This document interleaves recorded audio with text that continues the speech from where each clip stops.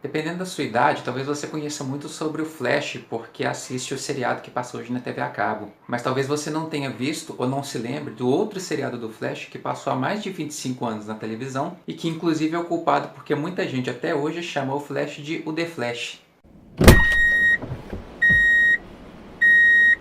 The Flash era o nome do seriado que foi lançado nos Estados Unidos em 1990 e que passou na Globo pouco tempo depois e fez muito sucesso na época aqui no Brasil, assim como tinha feito nos Estados Unidos. E naquela época, inclusive, era muito menos comum que os seriados e filmes e outros produtos do tipo trouxessem para o Brasil o nome em inglês e não tivesse uma tradução. Então tinha uma chamada na Globo em que o locutor falava com bastante ênfase: The Flash. The Flash.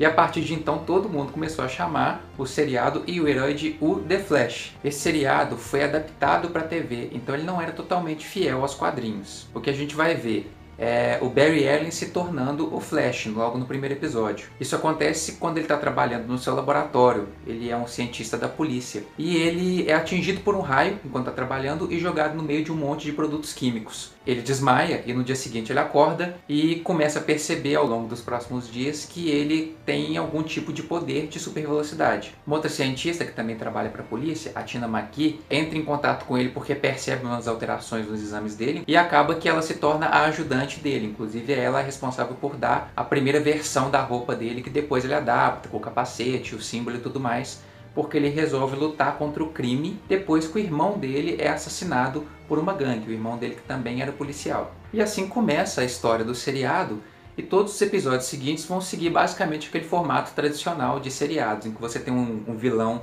ali daquele episódio, e os personagens vão ter que lidar com aquele vilão ao mesmo tempo em que lidam com seus problemas pessoais também. Os efeitos especiais da série eram muito bons na maior parte do tempo, embora vez ou outra eles tivessem algum defeito. Para fazer os efeitos de super velocidade, por exemplo, era muito comum que eles usassem o time-lapse, né?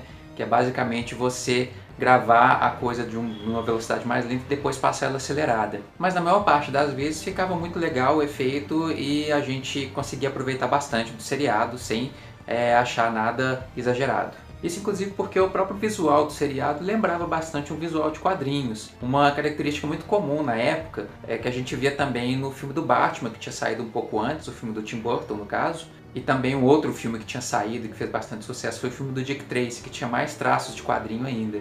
Mas a qualidade de produção desse seriado era muito boa na época. Aliás, era um dos seriados mais caros da época, era US$ 1.600.000 por episódio. Por outro lado, apesar do grande sucesso da série, foi justamente esse custo de produção que fez com que ela fosse cancelada depois da primeira temporada. Agora, uma curiosidade muito interessante é que o Mark Hamill, mais conhecido como Luke Skywalker, né, do Star Wars, ele fez um vilão em 2 episódios desse seriado, que é um vilão chamado Trickster. E nesses episódios o Trickster simplesmente rouba a cena, ou melhor, o Mark Hamill, né? E isso foi antes do lançamento da série animada do Batman, em que o Mark Hamill passou a fazer a dublagem do Coringa, que é um dos trabalhos mais conhecidos dele. E quando a gente assiste a esse seriado antigo do Flash, a gente percebe ali os trejeitos do Mark Hamill já trabalhando o início do que viria a ser o Coringa. Então, para quem gosta desse tipo de curiosidade, pode querer ver esses episódios com o Mark Hamill, em que você vai ver ali começando a nascer uma coisa que influenciou a personalidade do Coringa, que a gente conhece atualmente, principalmente nos desenhos e nos jogos. Aliás, no seriado atual, o Mark Hamill também já apareceu fazendo o mesmo personagem,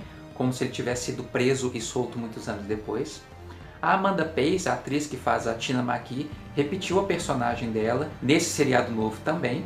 E inclusive o John Wesley Shipp, que fazia o Barry Allen nesse seriado de 1990, está participando atualmente do seriado do Flash, fazendo o pai do Barry Allen, o Henry Allen. Então aí é uma curiosidade interessante, mais uma homenagem à série antiga, né? Porque as séries na verdade não são uma continuação uma da outra. Bom pessoal, então é isso. Se você é daqueles que falavam The Flash, coloque aí no comentário pra gente, deixe o seu like no nosso vídeo e compartilhe aí nas suas redes para você ajudar seus amigos também a lembrar dessa época legal. Não esquece de assinar o nosso canal no YouTube, onde a gente tem esse e todos os outros vídeos lá para você lembrar de outras coisas que você quase lembrou de esquecer.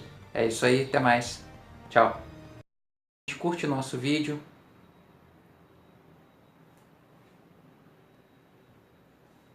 O The Flash ficou muito lento na televisão, tá carregando, tô esperando. Uma hora ele anda.